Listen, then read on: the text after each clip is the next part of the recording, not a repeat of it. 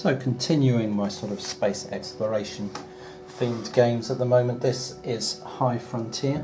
This, as you can see, is not 3rd edition, which is changing hands for sums of money I don't want to pay for any game. So I picked up what's unofficially called 2nd edition, the first reprint from 2011. And I've got the colonisation expansion, but what we're going to play for now, or what I'm going to play for now, is the base game with 4 players. So I've got 4 player mats here set up around this iconic and extremely beautiful map. This game has something of a reputation for complexity, which I'm sure is absolutely correct. However, it's quite surprising in that this rulebook, actually the base game in this rulebook is 7 pages. 7 pages of rules, and you got winning the game, blah, and you're done. Page 7.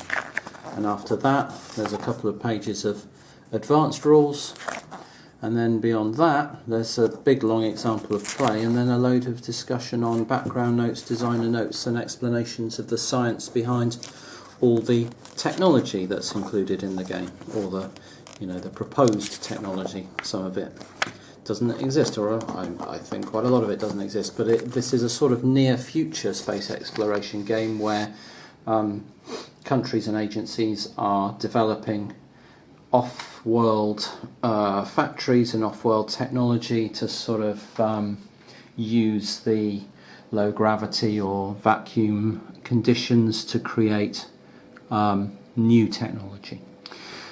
So, yeah, 7 pages of rules.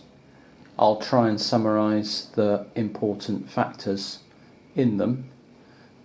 So first let's take a look at this map, because it looks crazy, it is crazy, but it's also a thing of wonder, very, very beautiful and usable as well, I think, once you start looking at it in terms of its function. Simply put, there are sort of 2 different points where lines cross on this map. There are circles and there are intersections. And you can move through and change direction at empty circles, clear circles like this, but you have to spend fuel to burn through pink circles. So pink circles like this and this and this and this, these would all cost you burns, whereas this you can rock up to, change direction and keep going without spending any fuel at all. Junctions like this and like this, you can freely move through in the same direction. You can stop at and change direction in your next turn.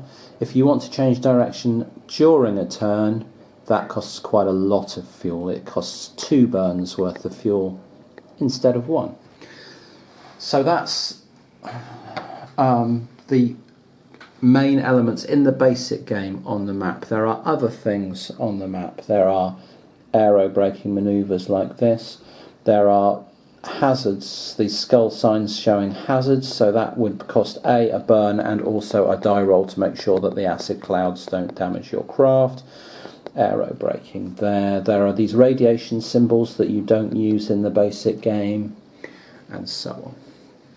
Over here we might have, there might be contact binary, but there might be debris clouds and all kinds of stuff. I'm sorry, I'm having to read this upside down, but there are skulls littering the place, showing hazardous areas of the solar system. So what else have we got? Well, we've got sites, which are the black hexagons. I'll try and find one that's the right way up, because it'll be easier to read. So here's one down here. Kruthny. That's an asteroid that goes round the Sun with the same, in 365 days. It's got the same orbital time, or 364 days or something. It's got almost the same orbital period as Earth, but it's on quite an eccentric orbit and not a circular orbit. It's one that goes quite a long way from the sun and then comes in quite close and goes, and it gets quite close to us. I think we go, 15 million miles near it or something as we come past it each year, or it comes past us. Cool. So here's Cruithne. Its size is that number there, 1. Its type is that letter there, M. In this case, that means metallic. That's its name. And this water drop here, the number of water drops is how easy it is to get resources from this object. The key resource in the game is water, because that's assumed to be usable as fuel because it's a source of hydrogen. So if we came around here to blah blah blah blah blah, who's this? This is, here we've got Phaethon. You can see it's also size 1. This time it's letter D. That is dark. Whatever that means. Perhaps that means we don't know what type it is, but anyway, it's a D, and it's got lots and lots of resources on it. Yeah.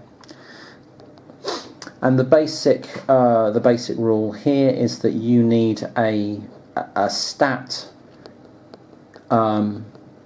equal to or lower than that number of water droplets in order to get water from that site.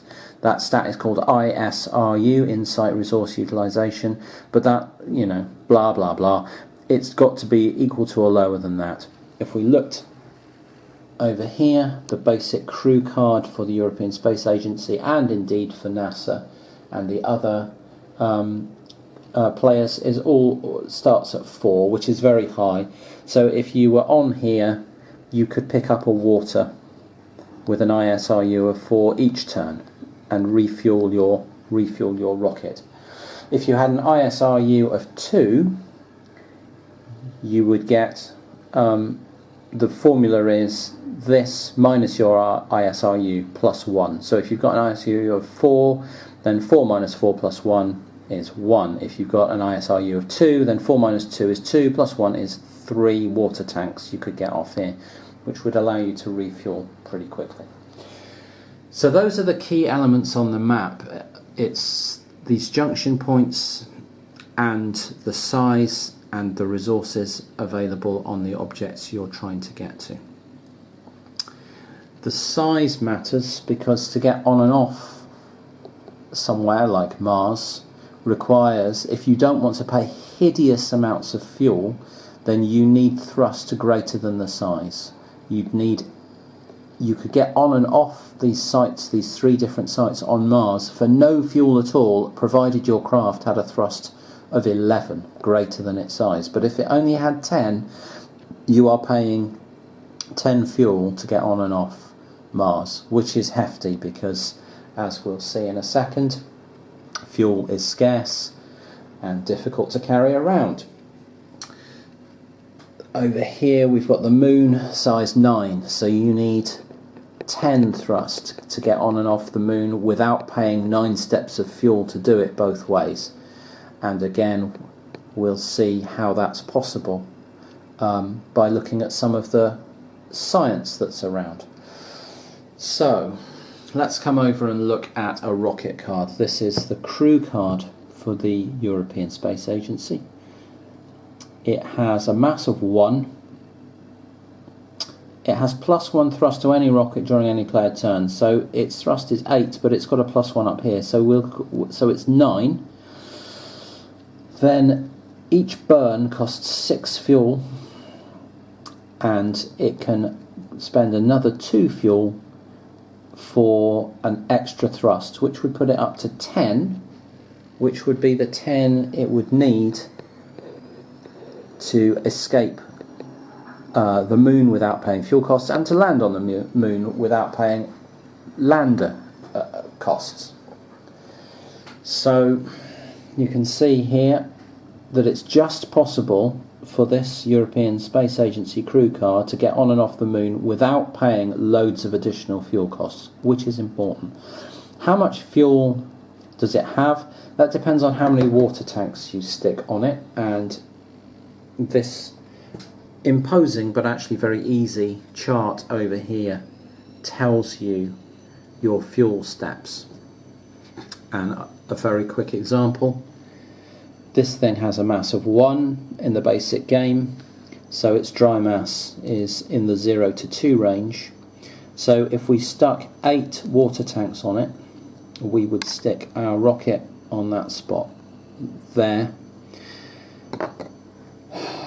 and then each time it did a burn it would be using 6 steps, so we would be moving that rocket 6 steps across this chart, and when it got to the exclamation mark it's out of fuel. So for example, if we went from low Earth orbit to high Earth orbit, that would require a burn because it's got a pink step there. Okay, so we would move this 6, 1, 2, 3, 4, 5, 6 down to here. Then let's say we wanted to move from high Earth orbit round here, that would be free, that's just a circle. Then we come into lunar orbit, that would cost us 6 steps as well because that's another burn. 1, 2, 3, 4, 5, 6. Then let's say we wanted to land on the moon. We can either pay 9 or we can fire up our afterburners. So this doesn't require a thrust, but we'll fire up our afterburners, which costs the number in the afterburners 2, and that will give us a total of 10 thrusts to land on the moon for free, and we end up here on the moon. Fantastic. So it's possible to get there with just this card and our rocket, which should be on the map. We've got 2 rockets, but one is for using it on the fuel track and one is for on the board. So we would have gone here for 6 steps of fuel, we would have come in here for free, we would have followed this green round here for another 6 steps of fuel, and then we'd have paid two for afterburners, and we'd now be on the moon. Fantastic. We couldn't get back, well, certainly not to Earth anyway, because we wouldn't have enough fuel to burn back. We could get back off, but we couldn't burn back, and we'd also not have enough ISRU here. Our ISRU is 4. If we come over here, the moon's only got 2 droplets of water, so we couldn't refuel there either, and we'd be in all the trouble in the world. So that would not be very, very sound play, but yes, if we want to, we can strand our crew on the moon very easily. Thank you very much. But that was purely to illustrate what's possible and roughly how the fuel and movement system and the size of objects and your thrust kind of interact and interrelate in different ways.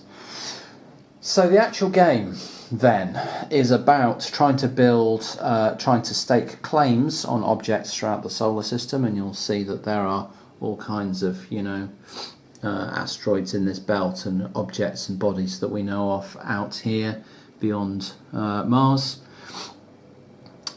And you're trying to stake claims to those and build factories on them and put people on them in order to score yourself victory points. So getting someone onto the surface of Mars and back again is worth 3 victory points. Mercury, 3 victory points. Any science site, 3 victory points if you're the first. Any site at all, 3 victory points if you're the first. Also, if you can get claims on 3M style sites, you can have 8 if you're the first to get 3 claims on V sites, and we're talking about the material here, then that's 7 victory points, or S, that's 5 victory points, such as this one here, there's a V there, and so on. D's and C's are not worth victory points on this Space Ventures table, and then factories are worth anything from 8 to 4 victory points, depending on how common that type of factory is. If they're common as muck, you might only be getting 4. If you're the only one with 1, then you might get 8. Once a total of 7 factories have been built across the solar system, that ends the game and we count up victory points. So how are we building factories? Because we need more than just a crew card. We're building factories by getting things called robonauts, which are essentially sort of robotic probe drone droid things. They're unmanned or not necessarily manned kind of robotic vehicles onto the surface of sites to exploit their resources, and we also need refineries with them, and you can turn a refinery and a robonaut into a factory. We can also buy the third piece of technology, because you'll see 3 stacks of cards here. You can also buy and research different thrusters so that you're not having to use this very fuel inefficient thing on your crew card, and that's just as well because the UN doesn't even start with intrinsic thrusters on its crew, as we've said. So at the start of the game there are 3 technologies available. You shuffle these decks and you flip them over, and these are the 3 technologies that everyone's got to go for. And I'm just going to take a break very quickly and come back and start looking more at how this is going to work, because there are auctions for these and there's processes to that auction that are a little bit interesting. Okay, so just before I go into auctions, let's just have a very quick look at the sort of action economy in the game. Sorry for the camera shake.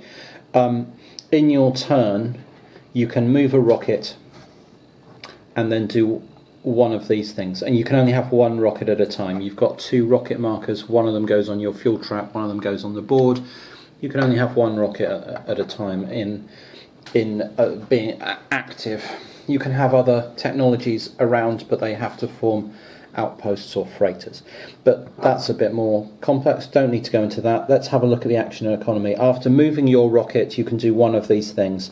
You can sit around and gain 1 water token, which is money and fuel. It doubles as both. You can research, which means taking one of those technology cards and putting it up for auction. You can return a technology card that you've researched and get 3 water tokens for it. You can, and later you'll be able to get black cards, but we won't go into that. You can boost. That means take a card that you've researched, i.e. successfully won the auction for and now have in your hand, and you can move it up into low Earth orbit so that you can use it on a rocket. You can also do refueling, which is this thing which I explained about having something landed on a thing with water droplets and refueling it, using its ISRU value. You can prospect that location to try and make a claim there for its resources, and you could industrialise. If you've got a claim somewhere, you can turn robonauts and refineries into factories, which is what ultimately you're trying to do. And then you can use those factories for extraterrestrial production, which allows you to flip cards over to their reverse side, which have much more powerful or much more advanced technologies on them. So, cool. At the start of the game, though, most of that is no good to you. All you can really do, because no one's got any cards, is either sit and gain a point of income or put one of these up for auction. And that means quickly understanding the auction rules. If you are the person to put something up for auction, then firstly you win any ties, so you can bid naught, and if everyone else bids naught, you win it for naught. If you bid 1, and anyone else to beat you is going to have to bid 2, and so on. If you bid naught, someone's going to have to bid 1 to beat you. So you win ties. If you bid naught and 2 other people bid 1 and you don't bid again, then you can choose the winner of that bidding process. The other thing that's interesting, though, is that if you are not the winner, if you put something up for auction, for research, and you're not the winner, then they pay you. The person who wins pays you. if you win, you pay the bank. So there's a sort of hierarchy, I guess. If you're putting stuff up for auction, the highest thing in the hierarchy would be something that you can see a use for, technology that you can see a use for, that you want to claim, and you can do that by grabbing it and no one else being able to beat you, because at the start of the game everyone's got the same amount of money, so if you were willing to bid all your money on it, you couldn't be beaten. Top tier stuff is stuff you want to claim for yourself. The second tier of stuff would be stuff, I guess, and this is just me pondering the strategy, but would be stuff that other people would find really useful. And the reason to do that is, let's say, for sake of argument, that I can't use this mirror steamer thruster. Let's say that mirror steamer thruster is useless to me, but NASA looks like they could really use it. If I just put something else up for auction, which isn't very useful to me, if there's nothing useful to me here and I just put it up for auction for the sake of grabbing it, then NASA then gets to grab their super piece of technology that they really want very cheaply, and I'm not going to bid against them because I don't need it. Whereas if I put it up for auction, they'll pay me for it.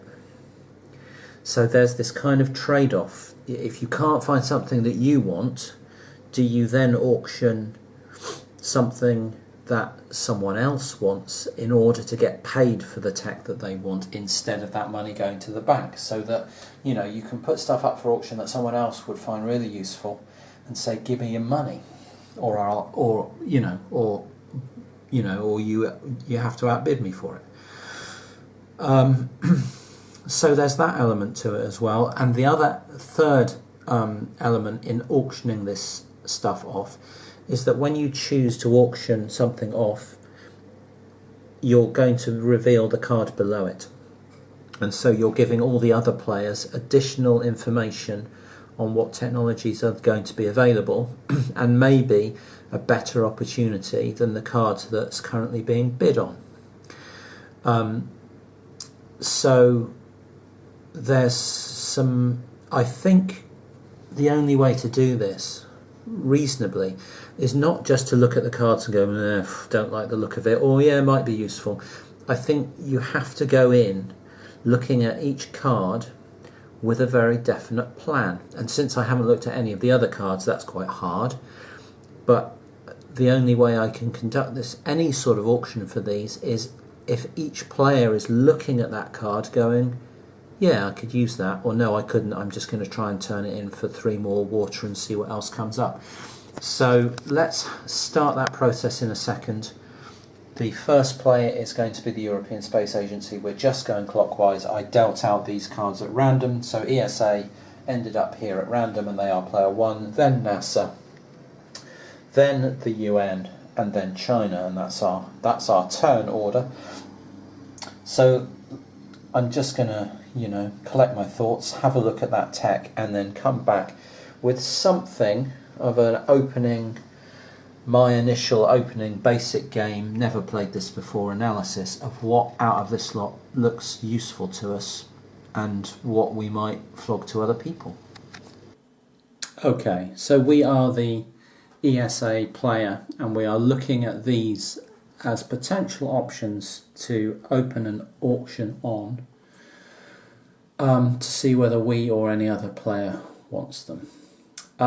So I'm going to discount the refinery straight away. We are not in the business of sending refineries anywhere to start factories. We've got no claims. We've got no, we haven't explored enough space.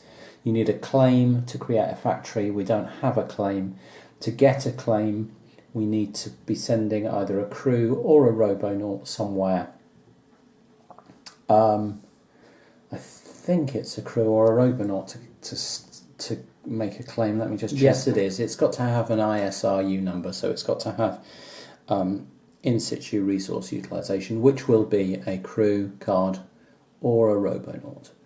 Okay, so we've got these two choices. We've got this steam-powered mirror steamer thruster, which has got a thrust of 3, fuel for per burn of 4. It's solar-powered, that sun tells you that, and it costs 1 fuel to afterburn with it, which would give it an extra point of thrust.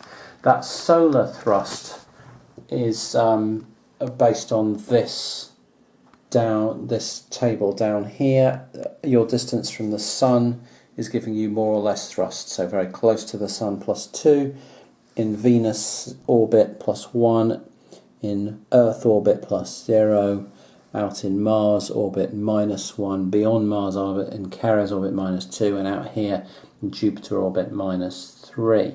So that 3 thrust right out here in the black area, dark black area, is going to be 0, and the only way you would then be able to thrust is with afterburns. Okay, so if we look at that, its benefits to us are that we can move around at 4 fuel per burn rather than the 6 fuel per burn on our crew card down here.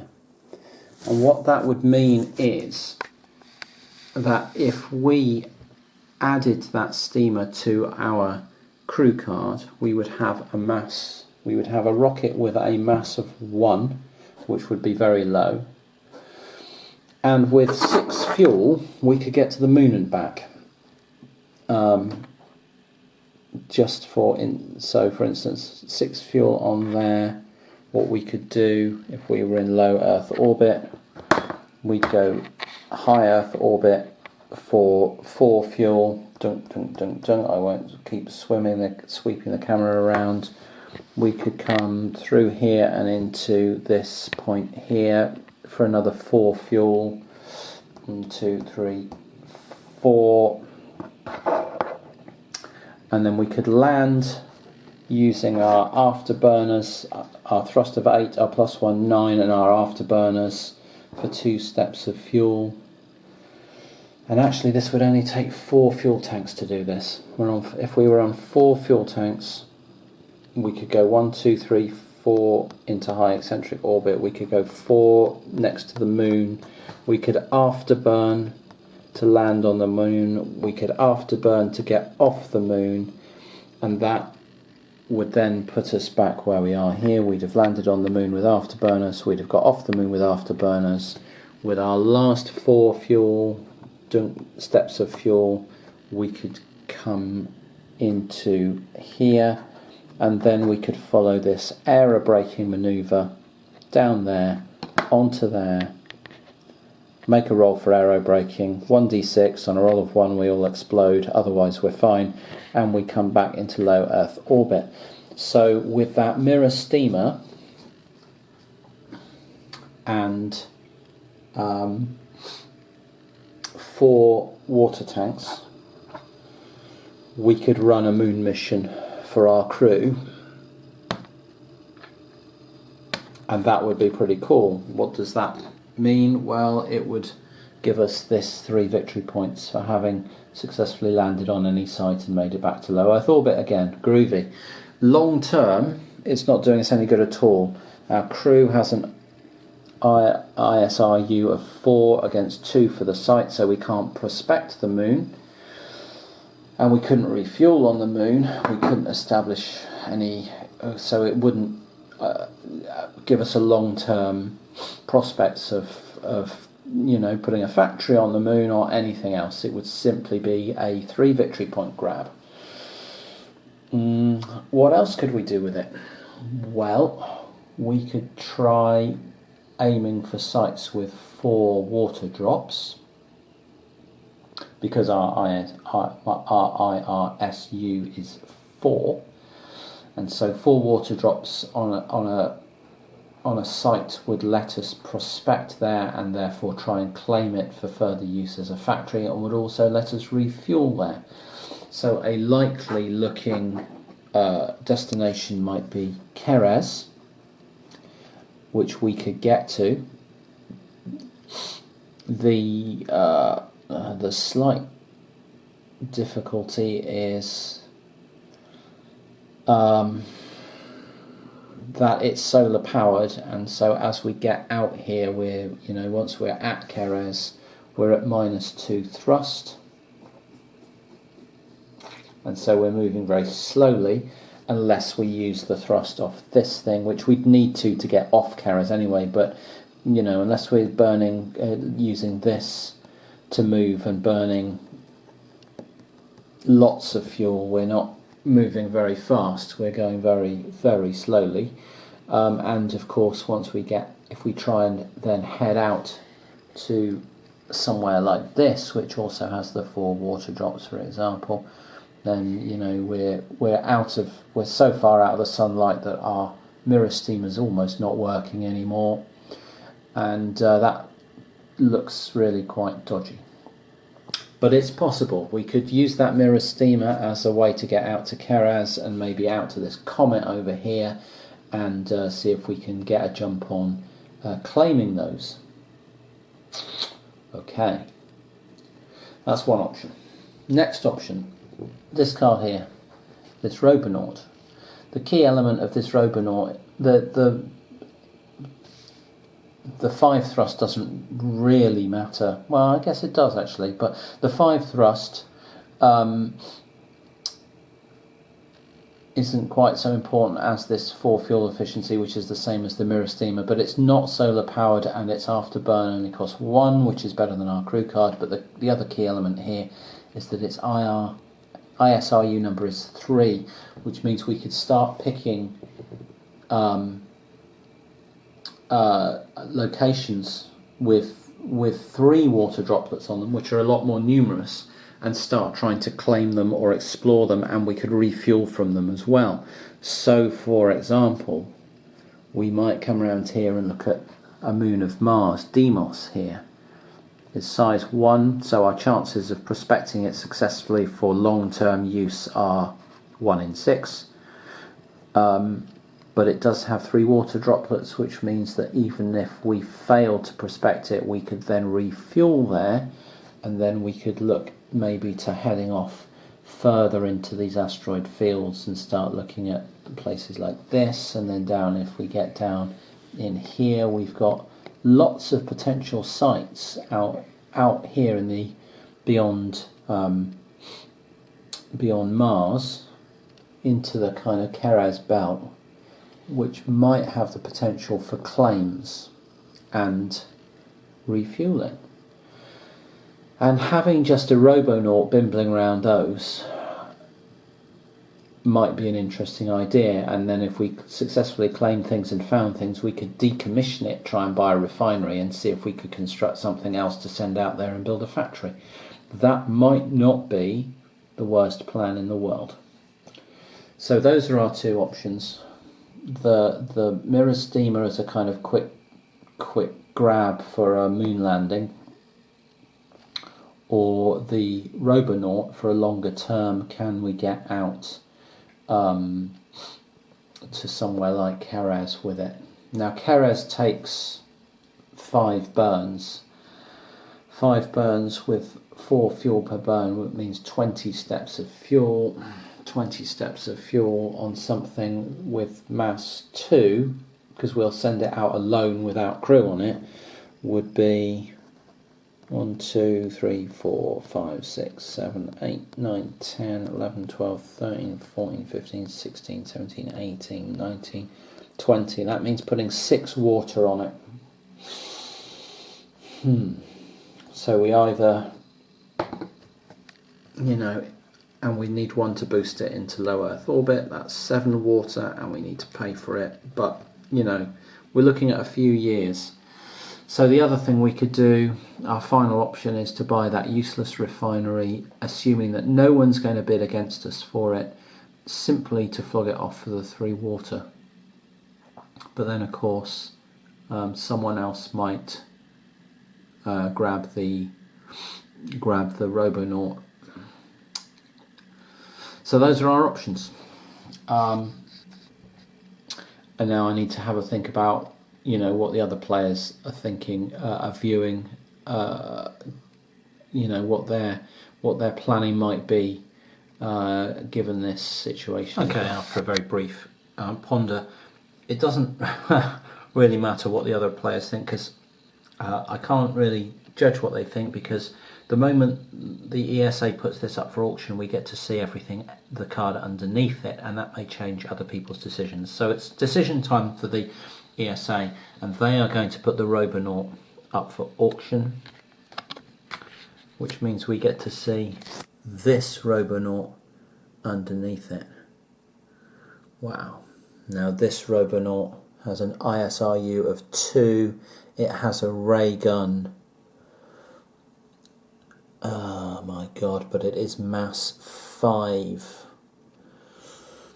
This ray gun gives it properties to be that allow it to do lots of prospecting from orbit on different things all at once, and its ISRU of 2 is really nice, but its mass of 5 is really unpleasant in terms of making it costly to move about. Ouch. Okay, so that just made this a bit more desirable.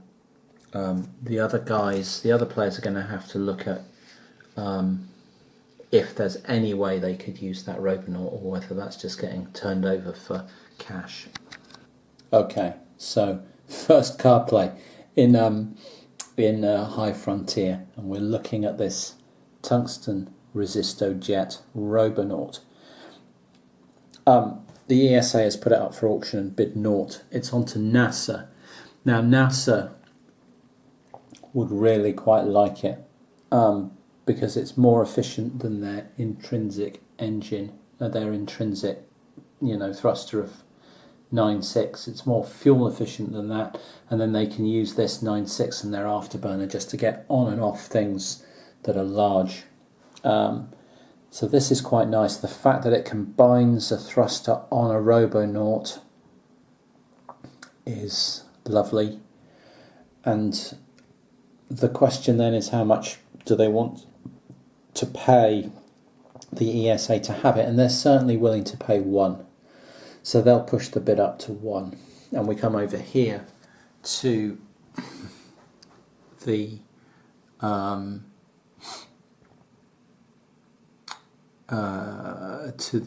United Nations. Now they are in a very difficult position because they don't have an intrinsic booster thruster on their crew card. So unless they've got a thruster, they can't do anything. And this one, well, it's okay, it's a thruster, it'll do as long as they stay relatively close to Earth.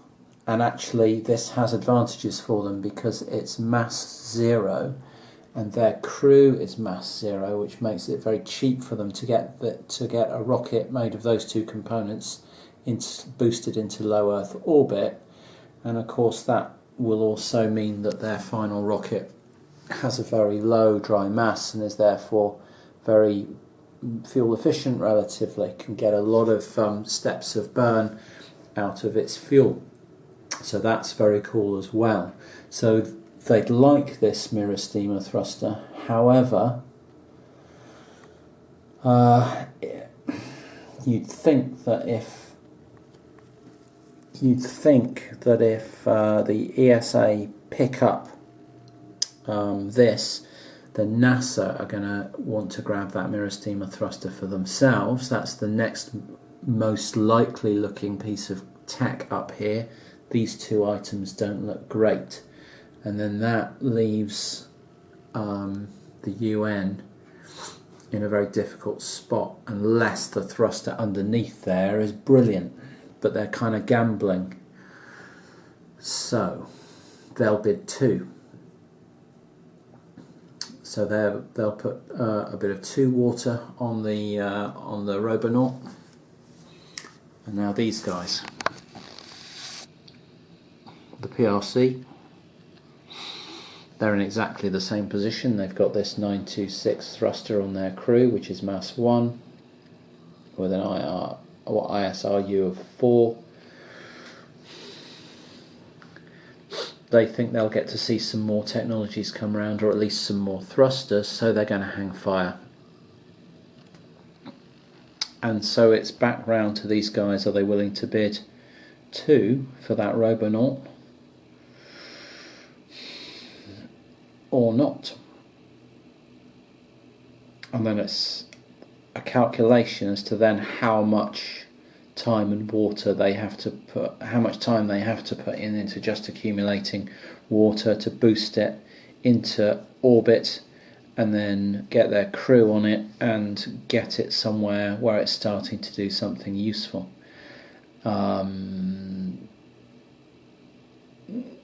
You know, 3 turns worth of water just to get it into low Earth orbit, 2 to buy it. That's 5. That would leave them -1. They probably need to put 5 or 6 water on it. They might be looking at 5 years before they can actually get it flying if they spend 2 water for it.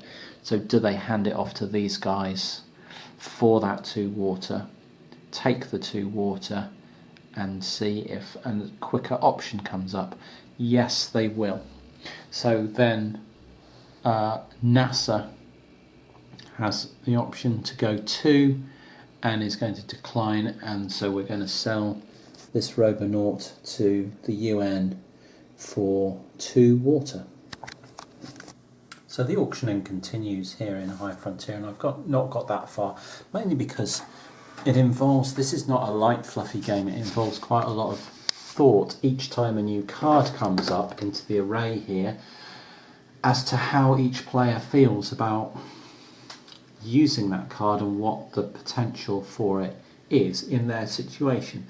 So the NASA player put this Mirror Steamer up into auction and bid 0 for it, got a 0 bid over here, 0 bid over here, but then got a 1 bid from the ESA, who had taken 2 cash off the UN and so had more money than everyone else, and NASA on balance decided that they'd rather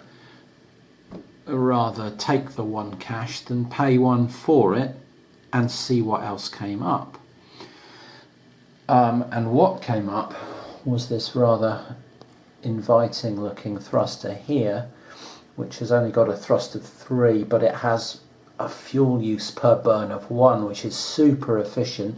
Its problem is it's mass 3, but both NASA and the Chinese would live with that trade-off, because even with a mass of 3, if your craft was say mass 5 or 6 and you put 3 water on something, you're still, as you can see, you're still getting 1, 2, 3, 4, 5, 6 or 7 burns out, which is way more than you're getting out of something like this. So, you know, that looks quite tempting. We've also got a Robonaut come up here, which is ISU 3 again, but it's only mass 2, so it's viable to use, and it's got a buggy on it which allows a re-roll on your prospecting roll, so that's pretty cool as well. We came around here to the UN. The reason that Robonaut is available is because they just picked up this mass 5 Robonaut. They figured no one would want it and they'd pick it up for 0. And the reason they wanted to do that is they can sell it for 3. That'll give them 5 water. They can boost the Robonaut they've got into orbit for 2 water. That'll leave them 3 water. 3 water on that Robonaut with a mass of 2. We'll put it on here. 3 water will give them 1, 2, 3, 4, 1, 2, 3, 4, 1, 2, 3, 4. We'll give them 3 burns, and 3 burns will be enough to get them to Demos out here, and they can actually get a rocket on the board and start surveying, go out there, refuel for a couple of turns, and then head off out into these asteroid fields and see if they can find some pickings out here. So their plan is to try and get a jump on everyone, get that Robonaut out, exploring the galaxy or the solar system as quickly as possible. And this offered them a good way to do it. No one would bid against them because it's just junk for now, until people have got super powerful rockets. That's just not going to happen.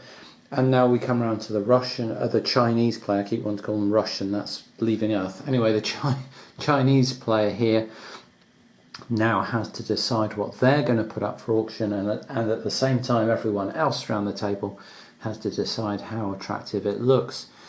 So I need to give that some thought, and I'm using this rather brightly coloured poker chip to remind me who the first player is. So that's the first player marker. So the Chinese player would certainly like that efficient thruster, but they don't have more money than either the ESA or the NASA player. But on the other hand, if they put it up for sale and someone wants to buy it for more than they're willing to pay, then they can take the money for that. So, you know, there's a sort of economy trade-off where you're trying to figure out how much each player would be willing to pay into the bank and how much they'd be willing to pay for each other. And that's not a simple equation, but it is quite compelling as long as you take it seriously and put thought in on behalf of each player as to what their actual plan with that bit of equipment is, rather than just buying it for the sake of, oh, I can, so I will. So we've had 2 turns here in High Frontier by Sierra Madre Games, and the ESA has picked up, well, we know he picked up this mirror steamer thruster. Also managed to get his hands on a Robonaut, this flywheel tractor. It's only got an ISRU of 3, but it has got a buggy. You can see there it's got a buggy with 1 re-roll on it, so if it makes a prospecting roll, it can re-roll that once, and it's got a mass of 2, so not fantastic, but it'll do. And they also have 5 water, so we'll come back to what they might do with that in a second. Over here, NASA have got picked up this 3-1 thruster. The Chinese put it up for auction. The Americans were willing to pay a bit more. They picked that up, and they've also got this Robonaut, which is an ISRU of 2, which is very good. That could prospect the moon, for example. But it's mass 3, and they've only got 2 water left, so they're going to have to work to get some more water before they can launch a mission. Over here, the UN have only got their combined thruster Robonaut. They sold the other Robonaut back into the market, but they have got 5 water. And the Chinese, the PRC down here, have simply got this mass driver thruster, which can refuel with dirt, so it can refuel in any location and just max out its fuel. It has special rules for that. On the other hand, it's mass 5, and 4 is not very fuel efficient, as you can see. It's got a thrust of 4 and only generates burns 3 fuel a time for 4 thrusts. So not great. Certainly for a mass 5 thing, that's a bit clumsy. However, there is another thruster, this Hall effect thruster, which is only using 2 fuel for 3 thrust and is only mass 2. The Chinese quite like the look of this, and it's doubtful whether anyone wants to get drawn into a bidding war for that, given that, well, certainly the ESA here and the UN have got designs on actually launching a mission fairly soon, and are probably going to spend a lot of water doing it. So it's actually the ESA's turn, and they have some options.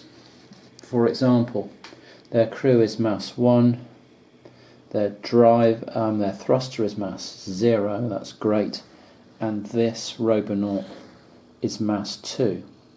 So if they put just the thruster and their crew into onto a rocket and boosted that up, the boosting it up into low orbit costs the mass of the cards that you're boosting up. So that would cost 1 water, and that would leave them with 4 water. And if they fueled that up with 4 water, they would have enough fuel to run a mission to the moon and back. So they could run that mission to the moon, grab the 3 victory points as long as they survive the aerobraking, and be back in low Earth orbit with no water now, no money, but 3 victory points from a successful, hopefully, lunar mission. So that's one of their options. Another one of their options would be to boost up the thruster and the Robonaut, which would be 2 mass. That would cost them 2 water. And then they could launch that, put the rest of their water on that, which would give it 3.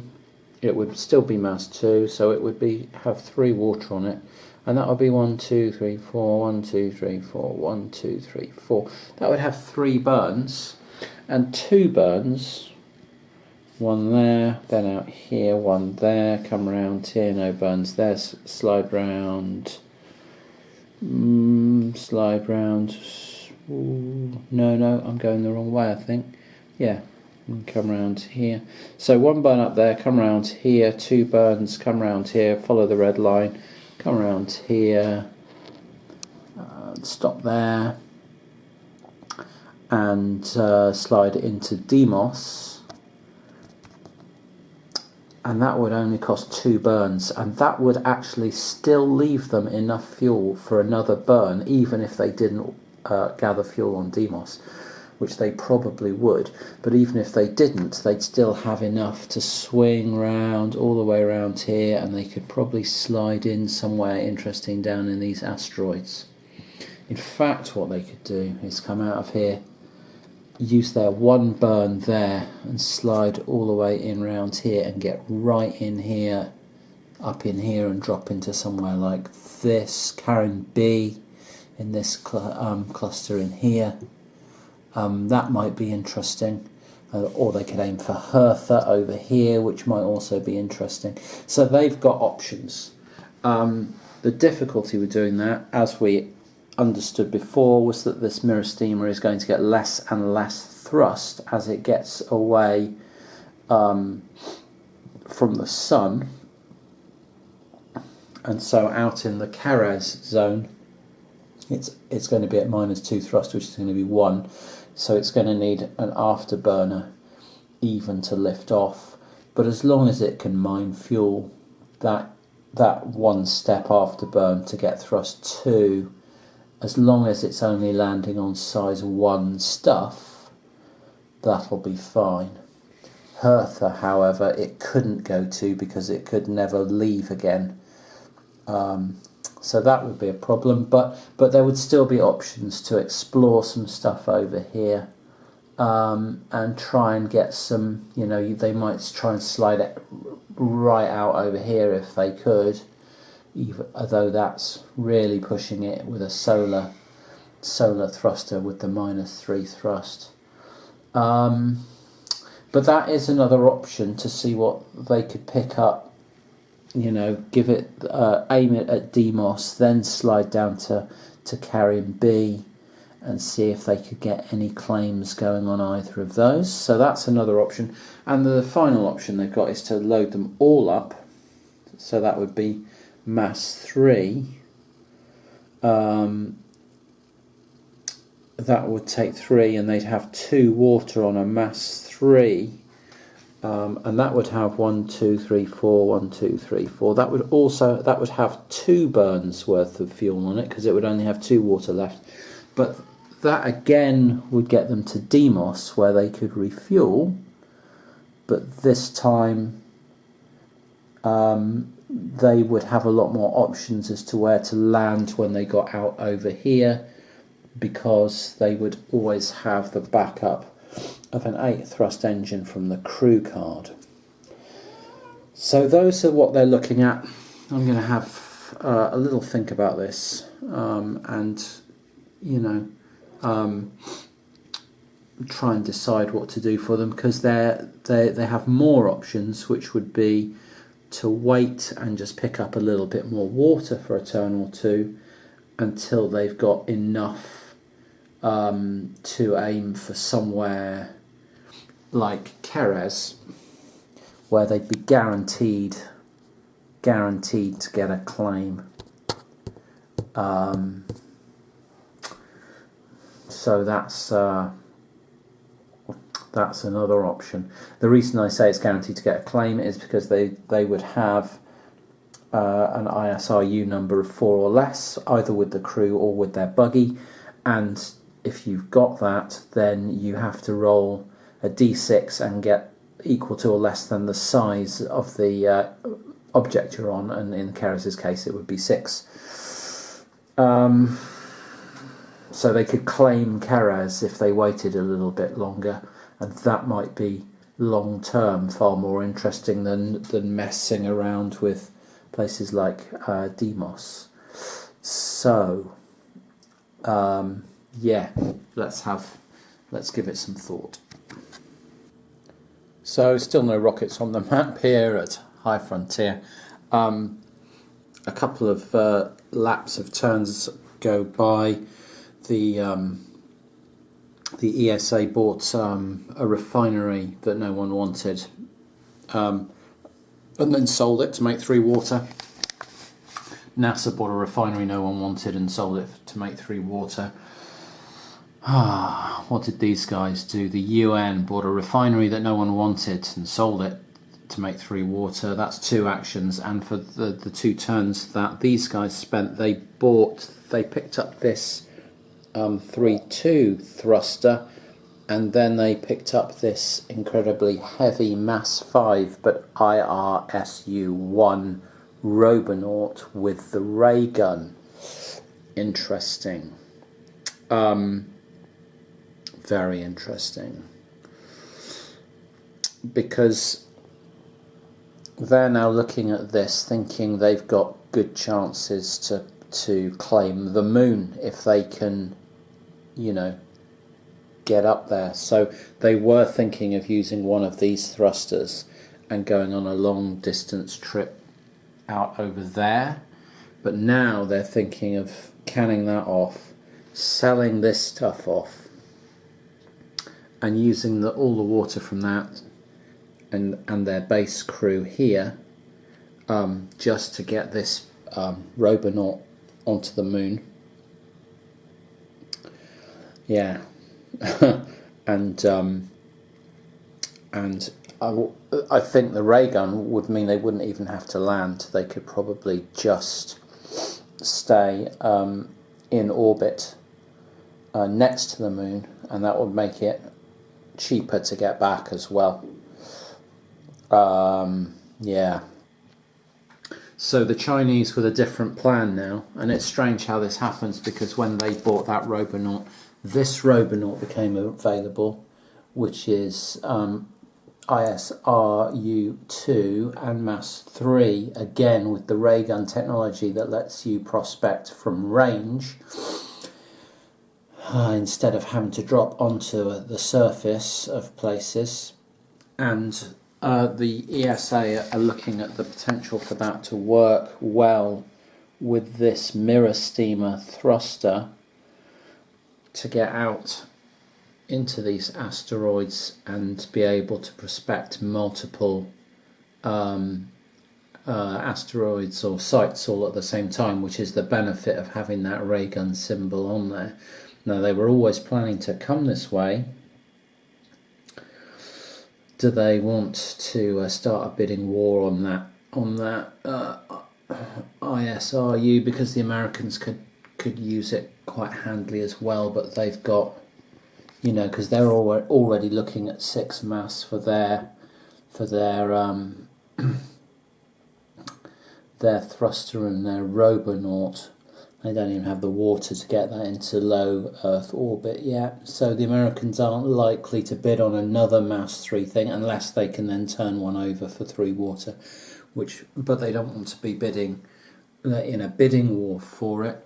These guys are set. They're just going to try and get this combined Robonaut going. They've now got enough water to get that all working and still have some working capital. So they may face competition from the Chinese, but then the Chinese already have an ISRU-1 Robonaut. Do they really want to go bidding on that one as well? Doubt it. So the European Space Agency are going to put this Robonaut up for auction, and beneath it, holy crap, beneath it, look at this, is the Cuck Mosquito, which has its own, another Robonaut with its own burners, but it's 9.6 afterburner and mass 1. That's crazy. That's just crazy. Okay, well, there's a naught bid from here on the explosive gas dynamic laser.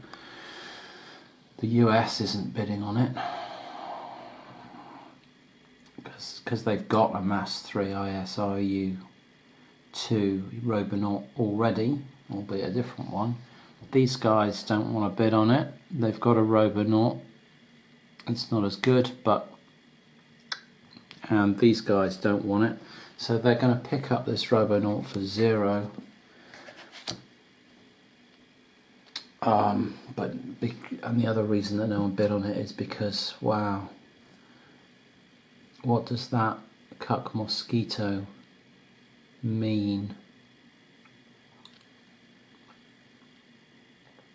What's it going to allow you to do? You know, that can make a moon landing on its own, but the ISRU number of 3 then doesn't allow you to prospect the moon. So where's it going? Where's it going? It's not allowing you to get on and off Mars.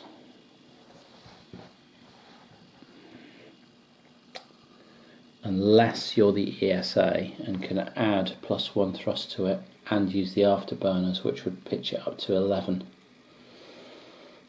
Or you could buy that, make a deal with the ESA for them to get you off Mars using that ability.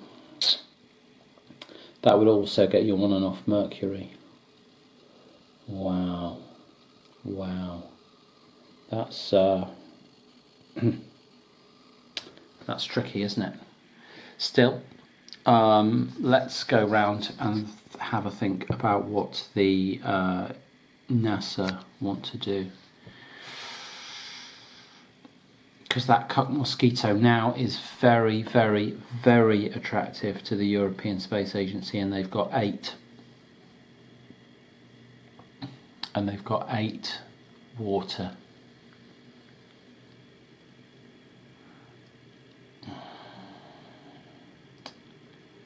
Though it's very fuel inefficient. It's like a crew card. Slightly better crew card. Yeah. NASA want to have a think about what their priorities are, because they've got 5 water, which isn't enough to get all their mass even into low Earth orbit. So they're not spending it doing that. They'd rather be turning over cards. So let's have a think. So the UN were the first into space with just this 5.4 Robonaut that they bid for very early on. They're playing at the moment, and this launched last turn and is out over here. They made 4 burns to get out over here, and they're out of fuel, but that doesn't matter. They're where they need to be in order to drift into Hertha, which is this object here. think it's Hertha. I'm having to read everything upside down, and I'm no astronomer, but I believe that's Hertha. And if you have thrust greater than the size of the object that you're aiming for, you can land and take off without expending fuel, which is why having 11 thrust is so useful if you're trying to get on and off Mars or indeed Mercury, because they're size 10. These guys, the ESA did buy this Cuck Mosquito. It was the UN that put it up for sale and bid 2 on it. The ESA decided it was worth paying them 3 for it. And it's no good to anyone else. Everyone, other people have got a 9.6 with 2 afterburners. That's their crew card. The reason it's so good for these is because they've got this +1 thrust, and their normal crew card is only 8.6. So this is really good for them. They had to pay 3 for it. Anyway, back over here to the UN, whose action this turn is going to be to move their rocket before they take an action. You get to move your rocket and perform any moves with, any movement you want, and then you get to take your action. So they are just going to slide this rocket round here to here, and it can't change direction at that point, because that would require burns. So it's just got to stop there and drift slowly in towards Hertha. This circle, however, doesn't force it to stop, because that circle, you can freely change direction at circles, and that haven't got a skull and crossbones in it either. That one up there does, but that one doesn't. So that's all they're going to get to do. So wow, they've got an action now. They want to make some money. Is there anything up here that looks tempting? I suppose the 7.4 thruster with a mass of 2. Is that tempting? How about this Robonaut ISRU-2 with a mass of 5? Not terribly. How about this, a mass 4 refinery? Not terribly. Okay, they'll put this 7.4 thruster up for sale. Since they don't have a crew card, that's going to be their action. We'll see what's underneath it, which is a 1-0 solar powered thruster, the Photon Heliogyro solar powered mass 1-0 thruster. Interesting. Well, they're putting this 7.4 up, bidding 0 on it. China doesn't want it. China's got more thrusters than it knows what to do with. These guys have got this 9.6 down here to play with. They don't want it. So NASA might want it, but NASA's got a rocket ready to go. Don't really think they want a 7.4 thruster, do they? Not that I can see right now. So that's going to come over here. That is the UN's action. China.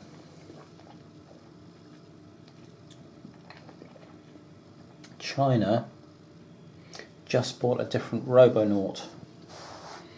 So they've bought this Mass 3 Robonaut with an ISRU of 2 and a 5.4 thruster. And what they're going to do for now is sell off this Mass 5 thruster that they don't want to pay to get into orbit. They're going to get rid of that for 3 water. And that's them done. And now we're round to the ESA, who've got a rocket to launch. Okay, let's do a bit of this and then call this done. So let me just have a quick think. They've put 3 water on this rocket, so you can see it's got 2, 3, 4, 5, 6, 7, 8, 9, 10, 11, 12 steps. 12 steps of fuel. It's using 4 per burn, so it's got 3 burns. And they were rather planning to send that out over here to Demos to begin with, because it's only got 3 thrust. It's solar powered, so it's got the thrust of Earth's orbit solar power. So that's also still 3 thrust. They could afterburn it, but they don't want to. 3 thrust means they can do 3 burns at 4. Okay. So high Earth or eccentric, whatever that's meant to stand for, high Earth orbit we'll call it. That's going to cost them 4 fuel. 1, 2, 3, 4. Yep. Okay.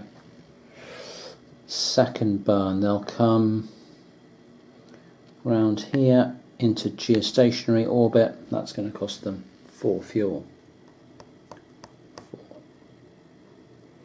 4. Okay. Then they can swing round here through that Sol Lagrange point, free turn there because it's a circle, and they'll drop straight down here and then have to stop. Cool. And then next turn they'll be able to shoot round to here and drop onto Demos and still have a burn left to move on elsewhere, which is what they planned. And finally, oh no, not finally, they get an action. Okay, well, that's interesting. They've picked up this Robonaut 9.6 mass 1, and they can get it onto Mars without paying the Mars cost. That's incredible. Without having to pay a fuel cost of 10 to land on Mars, which is, impossible. So, if they could get a refinery with a Robonaut onto Mars, they could set up a factory there, which is going to take, well, it's going to take an awful lot of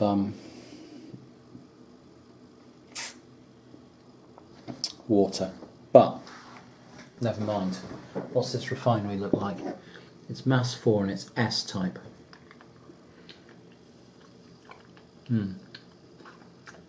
Well,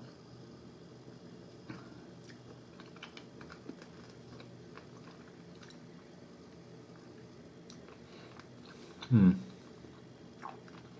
you know what? They're just going to take a water for now. That's all they're going to do. And we'll just finish off with NASA over here, who've also got a rocket to launch and move.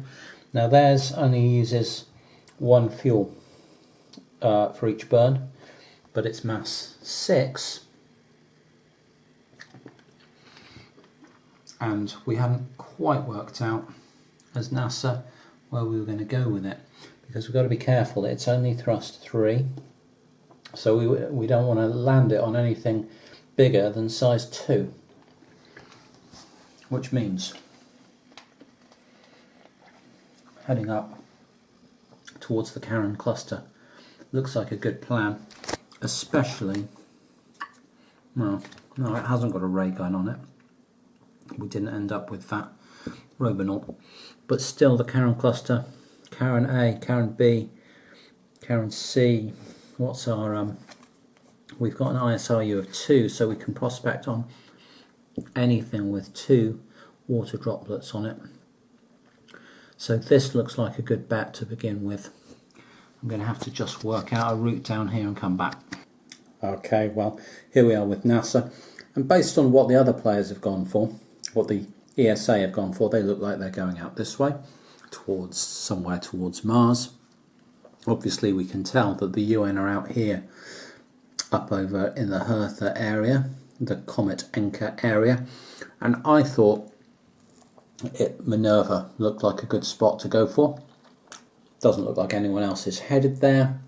Size 3 gives us a good chance of claiming it, and 3 water means we can refuel there. And although I said we shouldn't land on anything larger than size 2, actually we've got an afterburner for 1 fuel step, which would give us thrust 4, which means we can get off size 3 things, which opens up a lot more possibilities through here. You know, Erda and this place in here. I can't read it upside down, but you can see all these size 3 asteroids through here. They might offer some potential. So we're going to start off aiming for Minerva and see what we can do. So NASA is going to bump up into high Earth orbit for one. It's got a thrust of 2 at the moment, and we can tell that because the thrust is 3, and the wet mass modifier, because it's in this transport zone here, is a -1, so that's 2. So it's now got 2 burns, so 1 burn and then its second burn will pay for while I'm moving that rocket. So that's its 2 burns paid for, and that gets it. That's its first burn, comes through here, that's its second burn, and it's going to come all the way around here and stop there, and that's convenient because it only had 2 burns, and that's where it was going to have to stop anyway. Well planned NASA, or happy accident for NASA, you decide. Anyway, there it is. NASA now gets an action. They've got 2 water, and they don't like the look of anything that's up for research at the moment. They just want to stock up on some more water, so they are going to grab another water for themselves. And I'm going to call it there for this video. I've got no idea how long I've rambled on for, but it seems like quite a long time.